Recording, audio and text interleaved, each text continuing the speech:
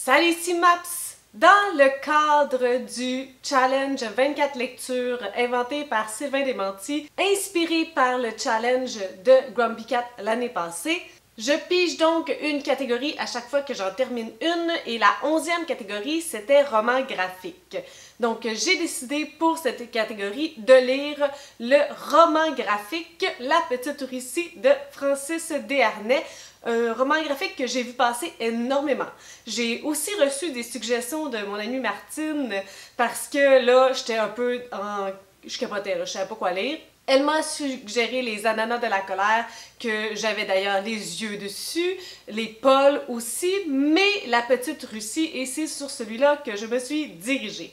Là, vous ne le savez pas, mais c'est la deuxième fois que je refilme mon début de vidéo. J'ai des problèmes avec ma carte mémoire, et donc il me manquait un fragment de cette vidéo. Donc c'est pour ça que je n'ai pas le livre en ce moment dans mes mains, parce que je l'ai prêté déjà à quelqu'un, mais je vous laisse continuer sur ma critique où je vous parle du livre La Petite Russie. Et là, je me suis trompée dans la description de début, je disais qu'il s'appelait Michel, mais il s'appelle Marcel. Donc voilà pourquoi c'est parti. Marcel, le nom de mon grand-père, Marcel qui arrive en 1947 à Guyenne. Et l'objectif, c'est la colonisation. Donc Marcel arrive là sans vraiment trop savoir qu'est-ce qu'il y a de particulier à Guyenne, mais c'est une coopérative. Donc, le bois que tu coupes ne t'appartient pas et la coop garde 50% de ton salaire pour financer tout simplement le développement de la colonie. C'est pourquoi rapidement Guyenne a été surnommée la Petite Russie. Toutes les décisions se font en conseil, ça doit être voté, accepté par une majorité. C'est vraiment un mode de fonctionnement très différent des autres villes qui sont colonisées, et probablement que ça n'aurait jamais fonctionné si c'était pas parti de zéro. Donc on va suivre le parcours de Marcel tout au long de sa vie, lorsqu'il est arrivé à Guyenne.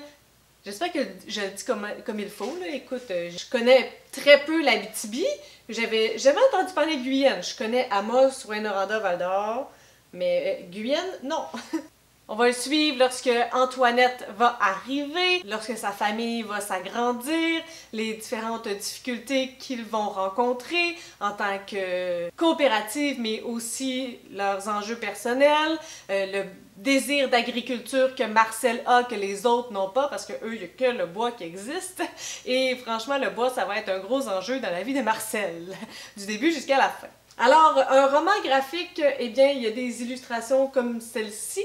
Elles sont toutes en noir et blanc dans ce roman-là. Au départ, j'étais vraiment pas certaine parce que je vous en ai un peu glissé un mot lorsque j'ai parlé d'Abirato. Je ne sais pas quoi faire des illustrations. Et le début et la fin sont faits de la même façon. Il y a comme la forêt... puis certaines descriptions de l'époque en carré noir, je savais pas quoi regarder dans la forêt. C'était vraiment un flou pour moi, là. Ça m'a rendu angoissée dès le départ. Par contre, lorsque Marcel est finalement arrivé en jeu, il s'en vient, ici. Donc là, ça a pris tout son sens pour moi. J'ai beaucoup apprécié les dessins des personnages. Je trouve que c'est épuré, qu'on comprend très bien, qu'on réussit à suivre qui sont les différents personnages. Le fait que l'accent est mis que sur Marcel et sa femme Antoinette, ça nous permet d'avoir leur vision à eux, mais ça nous permet aussi de comprendre qui sont les autres personnages. Puis le fait qu'on retourne toujours au même personnage secondaire, ça aussi, ça m'a beaucoup aidé. Vraiment, le fait que les illustrations sont assez simples des personnages et tout ça, c'est quelque chose que j'ai beaucoup apprécié. Ça m'a définitivement permis de comprendre l'histoire. J'ai aussi aimé certains détails liés à l'illustration, tout dans la simplicité.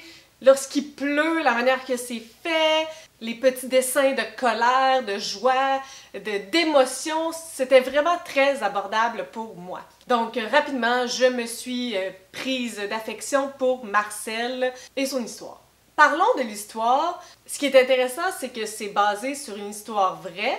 sur de vrais personnages, puis à la fin, j'ai trouvé ça super intéressant que Francis nous explique l'importance que certains personnages, que certaines personnes ont eu dans l'histoire de la colonisation et particulièrement à Guyenne. Je trouve que dans l'histoire, on ressent toutes les différentes émotions qui ont été vécues par les personnages.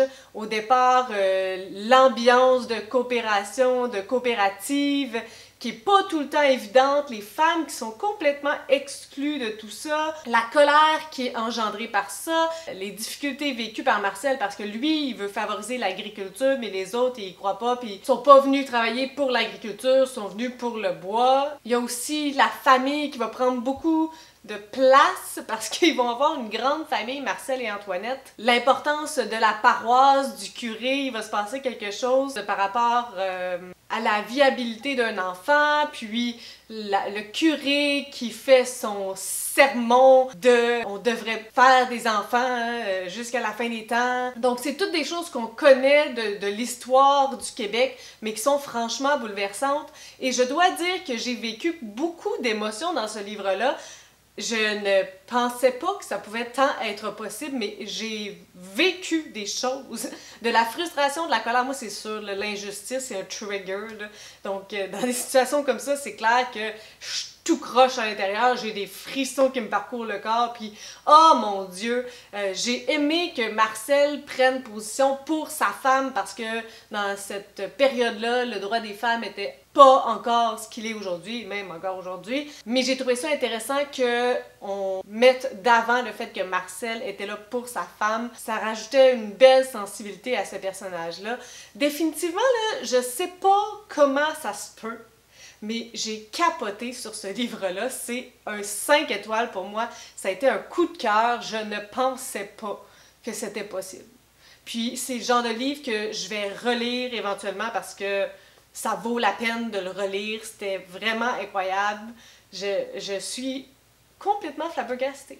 Si vous avez des suggestions, des critiques, des commentaires, n'hésitez pas à le faire en dessous de ma vidéo. Je publie des vidéos assez fréquemment dans une semaine. Si vous avez aimé cette vidéo, n'hésitez pas à mettre un petit pouce ou à vous inscrire à ma chaîne. Et sur ce, je vous souhaite de bonnes lectures.